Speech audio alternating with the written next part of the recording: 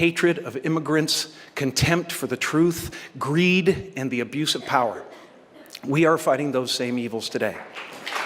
And we need to be clear, shamelessness is not and will never be a superpower. It is the mark of a villain. Kidnapping children is not what great nations do. The funniest part about Trump's presidency is that you don't need to exaggerate anything to make it hilarious. The man already lives like a cartoon character scribbled by a bored animator on their lunch break.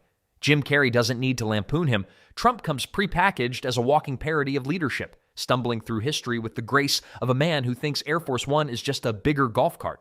It's political theater without the rehearsal, costume, or script. We have a president who started out when the country was together and had a wonderful leader, and he is tearing us limb from limb. Well, destroying every institution. Let's talk about this Donald Trump, even though we don't want to. Let's bring in on the panel for this. He's a car salesman.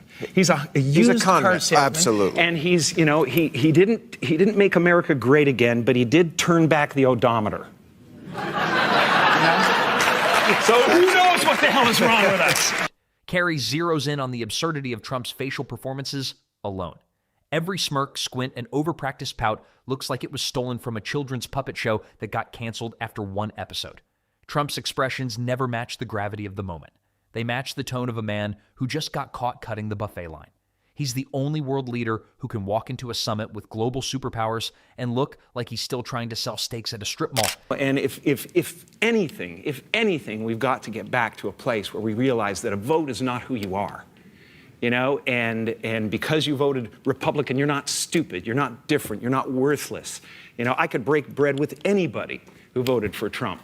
We could find some common ground to love each other through, So, just stop doing stupid shit! If you're enjoying this video, please make sure to subscribe to the channel and hit the bell icon. His speeches are even more cartoonish.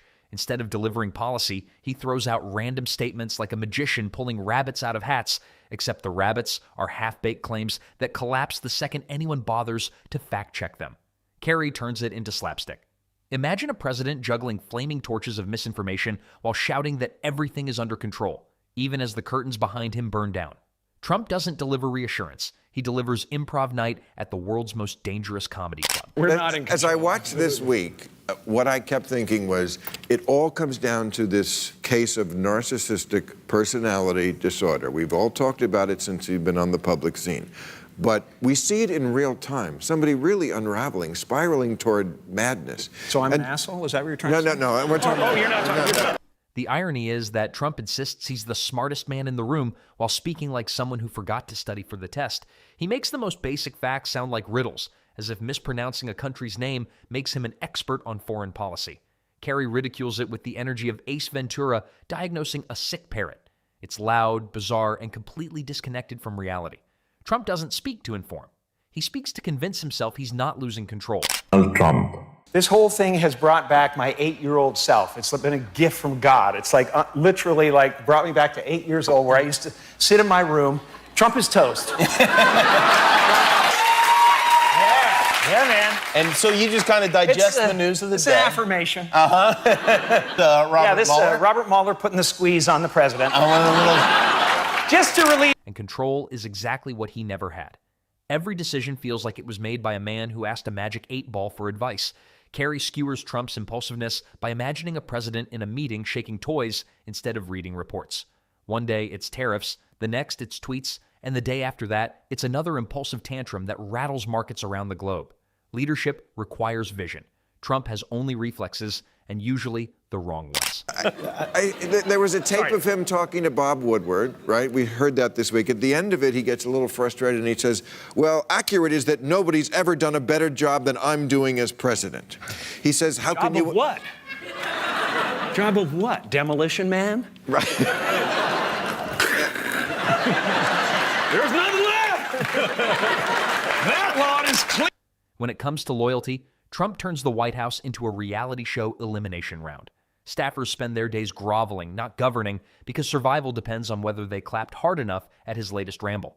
Carrey compares it to a circus where the ringmaster fires the clowns mid-performance, only to replace them with the elephants. By the end of each season, the cast changes so fast it looks like the credits of a bad sketch comedy show scrolling in real time. His obsession with appearances makes the satire even sharper. Trump talks about optics as if they're more important than outcomes. To him, policy isn't measured in results, but in applause breaks. Carrey exaggerates this by mimicking Trump posing for cameras while the chaos of governance explodes behind him. The man can't fix anything, but he can tilt his chin at a photo op like he's auditioning for the role of Carrie lampoons this by miming Trump pulling levers on a slot machine every time he meets a foreign leader. The jackpot is always the same. Awkward stares, forced smiles, and a worldwide reminder that America put a game show contestant in charge. That'd be great. Who was the teacher you draw pictures of? Do you remember his or her name? Mrs. Gervais. And she and? was a super, ultra hip teacher. Oh. Literally, like grade 6, she was, first of all, I was at the back of the classroom drawing pictures of her getting like attacked and missiled and axes in her head and things like that. Yeah. It's like, I hadn't learned how to be correct yet. Yeah, she took them all. Oh, she confiscated them. Kind of scalded me, but not really. And then once I got famous, she sent them all back to me. Oh, she did? Yeah. Well, that's a nice So thing she to do. saved them because she knew what was going to happen in the world, Jimmy. She knew. She knew? She knew. The economy becomes its own slapstick routine under Trump. He brags about numbers without understanding them, boasts about jobs while ignoring the fact that many Americans are still struggling, and takes credit for anything positive while blaming others for the disasters he helped create. Carrey plays this as a vaudeville act where Trump counts monopoly money while the real cash register is being looted in the background. It's theater of the absurd disguised as economic policy. And when it comes to scandals, Trump doesn't just stumble into them, he manufactures them like they're a line of products. Every week delivers a fresh outrage that feels scripted for late-night comedy. Carrey mocks this by acting out Trump as a carnival barker shouting, "Step right up, folks. New scandal today, bigger than yesterday, guaranteed to make your jaw drop." The absurdity is relentless. A production line of chaos where the only constant is Trump's refusal to accept responsibility. The pandemic revealed the performance more than anything else. Trump treated briefings like open mic nights with the script written in disappearing ink. Trump's obsession with image turns climate change into another comedic disaster. Rather than acknowledge the severity of the crisis, he waves it off like it's bad PR. There, right? That even if it's not, even if he's not worth $10 billion, he must be worth like $1 billion as opposed to, a few million, or as opposed to being in debt a few million, right? He reported 100 and he was worth 5. Right. So that's the ratio of truth to bullshit with Trump. Basically, anything he says is 20 to 1. Okay? It's 20. Carrey skewers this by mimicking Trump throwing a green carpet over a flood and declaring the problem solved. For him, optics matter more than oceans, and perception trumps preparation. The environment isn't a priority. It's just another backdrop for a photo op. The rallies become their own grotesque parody. Trump rants to crowds as if volume equals truth, recycling the same lines like a comedian bombing but refusing to leave the stage. Carrey imagines him as a lounge singer who forgot the lyrics but keeps belting noise because the band won't stop playing. These aren't political events. They're ego fests dressed up as patriotism, designed not to inspire citizens but to feed a man addicted to applause. Even his relationship with the media is a never-ending farce. Trump rails against reporters while simultaneously obsessing over every headline. He consumes coverage like a guilty pleasure he can't quit, raging about the very attention he craves. Carrey twists this into physical comedy, imagining Trump as a man flipping through newspapers angrily while secretly tucking them under his pillow at night. The contradiction is so obvious, it doesn't need exaggeration. It's already slapstick. It's a performance that leaves allies baffled and adversaries entertained. The myth of Trump as a strongman collapses under Carrey's parody. Strength in Trump's world means shouting louder, pouting harder, and posing longer. He confuses bluster for bravery and intimidation for leadership.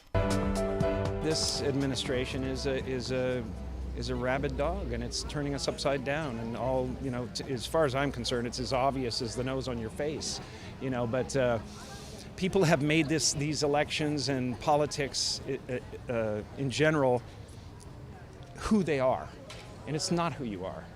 You can make a bad decision about a candidate. It's not who you are. It doesn't mean you're dumb. It doesn't. Carrey acts this out as exaggerated chest thumping, puffing himself up like a cartoon rooster in a barnyard brawl he started but can't finish. The reality is that true strength requires substance, and Trump is all feathers with no fight. Then there's the endless victimhood. Trump whines about unfair treatment while holding more power than anyone else in the country. He positions himself as the underdog in a system designed to elevate him. Carrey spins this into a tragicomic act where the most powerful man alive sobs like a sitcom character who didn't get invited to prom. It's theater of self-pity, a man addicted to grievance in a role that demands grit. Even Trump's idea of history is ripe for ridicule. He mangles facts, confuses timelines, and talks about past presidents as if he skimmed their biographies in an airport bookstore. Carrey turns this into a skit where Trump stands in front of Mount Rushmore trying to guess who the presidents are, then congratulating himself for getting 2 out of 4. The routine is so absurd it plays like parody even in real life. Trump's ego is not just a personality quirk, it is the engine that drives every chaotic turn of his presidency.